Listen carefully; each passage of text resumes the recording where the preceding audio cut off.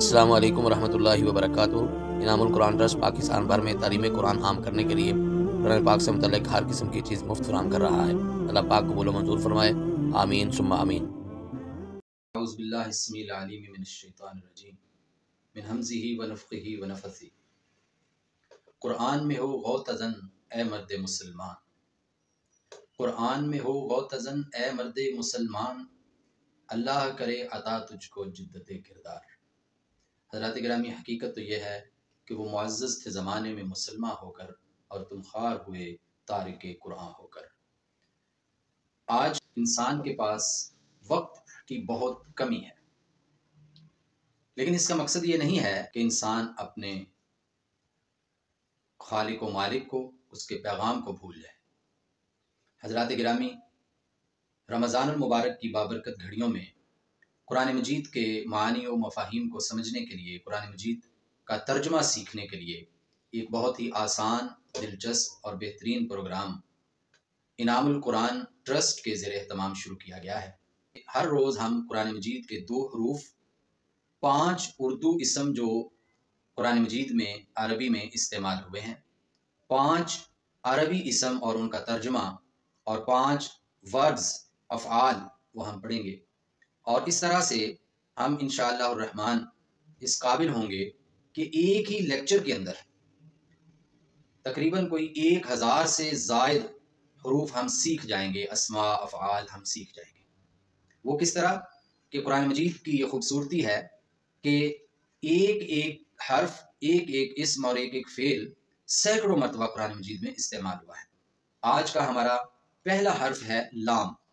لام کے نیچے زیر اور بعد دفعہ اس کے اوپر زبر بھی استعمال ہوتی ہے، جیسا کہ سورہ فاتحہ کا آغاز ہو رہا ہے الحمدللہ رب العالمین، تو لفظ اللہ سے پہلے جو لام ہے جس کے نیچے زیر ہے، اس کا معنی ہے کے لیے۔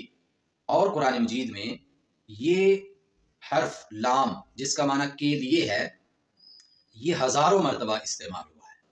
اگر ایک جگہ پہ ہم پڑھیں گے تو کم از کم 3 سے 4000 جگہ پہ ہمیں دوبارہ اس کا معنی سیکھنے اور پڑھنے کی ضرورت پیش نہیں آئے گی۔ اور لام کے اوپر اگر زبر ہو تو بعض دفعہ وہ یقیناً کے معنی میں استعمال ہوتا ہے، اکثر تو وہ یہی حرف ہے، یعنی کے لیے کے معنی میں لہم، لہو ما فی السماوات والارض۔ بعض دفعہ یہ ایک الگ حرف ہے، لام کے اوپر جب زبر ہوتی ہے، جب لام کے اوپر زبر ہوتی ہے تو یہ ایک الگ حرف ہے۔ تاللہ لاکیدن اصنامکم، حضرت ابراہیم علیہ السلام نے ایک دن اپنے شہر کے مشرکین سے یہ کہا تھا کہ ایک دن میں آپ کے ان نام نہاد بتوں، خداؤں کا کوئی نہ کوئی حساب کتاب ضرور لگاؤں گا، اور یہاں پہ یہ ضرور کے معنی میں، تاکید کے معنی میں استعمال ہوا ہے۔ اور وہ اردو اسم جو عربی میں قرآن مجید میں ایز اٹ از استعمال ہوئے ہیں، ان میں آج کا پہلا اسم ہے امام۔ قرآن مجید میں امام کا لفظ، یہ اسم جو ہے 12 مرتبہ استعمال ہوا ہے۔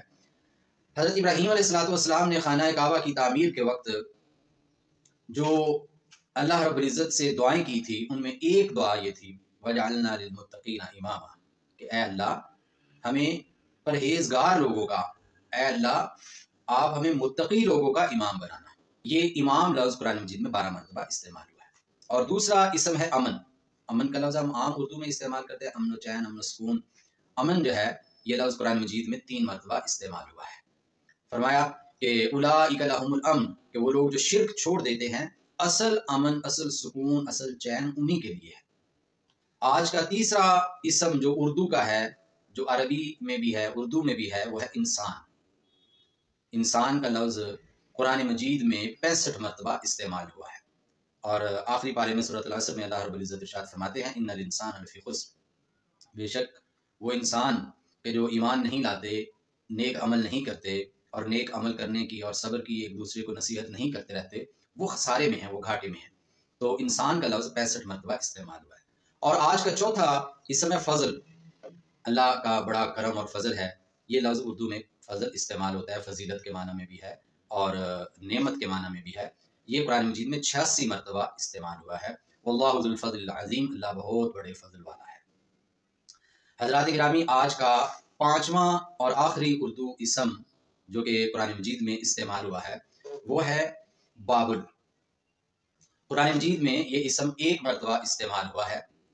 فرمایا کہ وما انزل علی الملکین ببابل ہاروت و ماروت، کہ وہ طریقہ کار، وہ چیزیں جو کہ بابل شہر کے اندر دو فرشتوں ہاروت اور ماروت کے اوپر نازل کی گئی وہاں کے لوگوں کی آزمائش کی خاطر، اور آج کے وہ 5 اسم، ہمارے لیکچر کا تیسرا حصہ، سیکنڈ لاسٹ جو حصہ ہے وہ عربی اسم ہیں۔ 5 اسم جو کہ عربی کے قرآن مجید میں استعمال ہوئے ہیں، اور ان کا ترجمہ بھی، ان کا معنی بھی ہم سیکھیں گے انشاءاللہ الرحمن۔ ان میں سب سے پہلا ہے امرأۃن۔ امرأۃن یعنی عورت، اور یہ لفظ قرآن مجید میں 26 مرتبہ استعمال ہوا ہے۔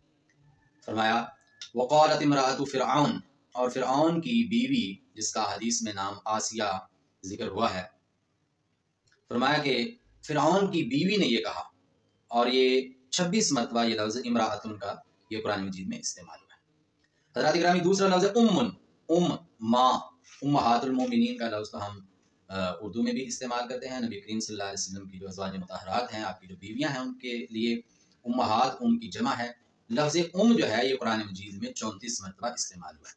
فرمایا کہ وَجَعَلْنَا ابْنَ مَرْيَمَ وَأُمَّهُ آیَةً، کہ ہم نے حضرت عیسیٰ ابن مریم اور ان کی والدہ یعنی مریم علیہ السلام کو اپنی نشانی بنایا ہے۔ یہ ان کے جو حضرت عیسیٰ علیہ السلام کی پیدائش کا واقعہ ہے اس کی طرف اشارہ ہے، اور یہ جو لفظ ہے یہ 34 مرتبہ قرآن مجید میں استعمال ہوا ہے۔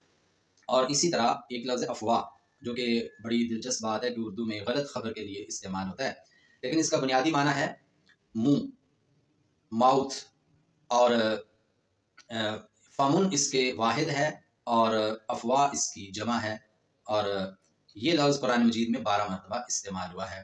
ذالکم قولکم بافواہکم، فرمایا کہ یہ جو منہ بولے بیٹوں کو آپ اپنا اصلی بیٹا کہہ لیتے ہو، یہ بیٹا بیٹا کہنا یہ صرف آپ کے منہ کی باتیں ہیں، اس سے کوئی بھی بچہ، کوئی بھی لڑکا وہ حقیقی بیٹا نہیں بن جاتا۔ حضرات گرامی، آج کا ہمارا چوتھا اسم ہے عربی اسم علیم۔ اللہ رب العزت کے جو صفاتی نام ہیں ان میں ایک نام ہے العلیم، اور یہ لفظ قرآن مجید میں 140 مرتبہ استعمال ہوا ہے۔ ان اللہ علیم بذات الصدور، بے شک اللہ دل کی باتوں کو بھی جاننے والے ہیں۔ اور 5واں اور آخری عربی اسم وہ ہے اینما، جہاں بھی، فَأَيْنَمَا تُوَلُّوا فَثَمَّ وَجْهُ اللَّهِ، جہاں بھی چلے جاؤ اللہ وہی موجود ہے۔ اور یہاں پہ ہمیں یہ بات ذہن میں رکھنی چاہیے ایک مسئلے کے طور پہ کہ اللہ اپنے علم اور قدرت کے لحاظ سے ہر جگہ موجود ہے، اور اپنی ذات کے اعتبار سے اللہ رب العزت آسمانوں پہ، عرش پہ مستوی ہیں، جلوہ افروز ہیں، جیسے اللہ کی شان ہے اس طرح وہاں پہ موجود ہے۔ حضرات گرامی، ہمارے لیکچر کا آخری حصہ ہے افعال، وربز، 5 فعل آج ہم پڑھیں گے جیسا کہ ہمارے لیکچر کی ترتیب ہے، اور اس میں سب سے پہلا فعل ہے سامعہ، اور 185 مرتبہ یہ فعل قرآن مجید میں استعمال ہوا ہے۔ سامعہ یسمع، اسمع لا تسمع، اور سامعین کا لفظ اردو میں بھی استعمال ہوتا ہے۔ اور سننا، اس کا مطلب ہے سننا۔ قد سمع اللہ قول التی تجادلک فی زوجہا، یقیناً اللہ نے اس خاتون کی بات سن لی جو اپنے خامد کے حوالے سے آپ سے بات کر رہی تھی۔ قرآن مجید کا 28واں پارہ شروع ہو رہا ہے۔ قد سمع اللہ، سمع کا مطلب ہے سننا۔ اور دوسرا فعل ہے نکحہ، قرآن مجید میں یہ فعل کم و بیش 25 مرتبہ استعمال ہوا ہے، اور قرآن مجید کا اعجاز دیکھیے کہ نبی کریم صلی اللہ علیہ وسلم کا مبارک نکاح بھی 25 سال کی عمر میں ہوا تھا۔ اللہ رب العزت ارشاد فرما رہے ہیں وَلَا تَنْكِحُوا مَا نَكَحَ آبَاؤُكُمْ، کہ تم ان خواتین سے کبھی بھی نکاح نہیں کر سکتے جن سے تمہارے والد نے نکاح کیا تھا، یعنی اگرچہ بعد میں طلاق بھی دے دی ہو، لیکن وہ خاتون اس لڑکے کے لیے وہ ماں کی حیثیت رکھتی ہے، اگرچہ اس کی سگی ماں نہ بھی ہو، لیکن اس کے والد کی وہ بیوی ہونے کی حیثیت سے اس کی ماں ہے، لہٰذا کبھی بھی اس سے نکاح نہیں کیا جا سکتا۔ نکاح یہ لفظ جو ہے یہ 25 مرتبہ قرآن مجید میں استعمال ہوا ہے، یا نکاح ینکح، اور انکح لا تنکح۔ تیسرا فعل ہے ضربہ، ضربہ کا مطلب ہے مارنا۔ فرمایا فَقُلْ نَضْرِبْ بِعَصَاكَ الْحَجَرَ، ہم نے کہا کہ اے موسیٰ علیہ السلام اپنی لاٹھی، اپنا عصا اس دریا کے پانی پہ مارے، اور وہاں سے یہ ایک معجزہ ہوا کہ وہاں ایک راستہ بن گیا، اور حضرت موسیٰ علیہ السلام اور ان کی قوم بنی اسرائیل بحفظ و امان اس راستے سے دریا کے دوسری جانب چلے گئے، اور فرعون اسی دریا کی لہروں کے اندر غرق ہو گیا۔ حضرات گرامی، آج کا ہمارا چوتھا فعل ہے عرفہ۔ عرفہ یعرف، اور عرف کا لفظ اردو میں بھی استعمال ہوتا ہے، معروف کا لفظ بھی اردو میں استعمال ہوتا ہے، یہ سارے اسی سے بنے ہوئے الفاظ ہیں۔ اور فرمایا کہ یعرف المجرمون بسیماہم، قیامت والے دن مجرم اپنی نشانیوں سے پہچان لیے جائیں گے۔ حضرات گرامی، آج کا ہمارا پانچواں اور آخری فعل ہے عقل۔ عقل یعقل، اور عقل کا لفظ اردو میں استعمال ہوتا ہے، عاقل کا لفظ بھی استعمال ہوتا ہے، معقول کا لفظ بھی استعمال ہوتا ہے۔ اور عقل یعقل، عقل کرنا، سمجھ حاصل کرنا، ان کنتم تعقلون، اگر تم سمجھ رکھتے ہو۔ قرآن مجید میں عقل یعقل یا اس سے بننے والے جو افعال ہیں وہ 47 مرتبہ استعمال ہوئے ہیں۔ حضرات گرامی، اللہ رب العزت کے کلام کی خوبصورتی ہے کہ آج اس مختصر سی مجلس میں ہم نے جو 17 الفاظ پڑھے ہیں، 2 حرف، 5 اردو اسم، 5 عربی اسم اور 5 افعال وربز، اگر ہم انہیں یاد کر لیتے ہیں اور یقیناً یاد کریں گے، اللہ تعالیٰ ہمیں اس کی توفیق عطا فرمائے، تو ہم کوئی 4 سے 5 ہزار الفاظ کا ترجمہ، ان کا معنی مفہوم گویا کہ آج ہم نے یاد کر لیا ہے۔ اللہ تعالیٰ ہمیں قرآن مجید سے سچی پکی محبت عطا فرمائے، اور ایک مستقل ہماری زندگی کا اس کو حصہ بنا دے، اور ہمیں قرآن مجید کو پڑھنے، سمجھنے، سیکھنے، یاد کرنے، عمل کرنے اور اس کا پیغام دنیا والوں تک پہنچانے کی توفیق عطا فرمائے۔ وما علینا الا البلاغ۔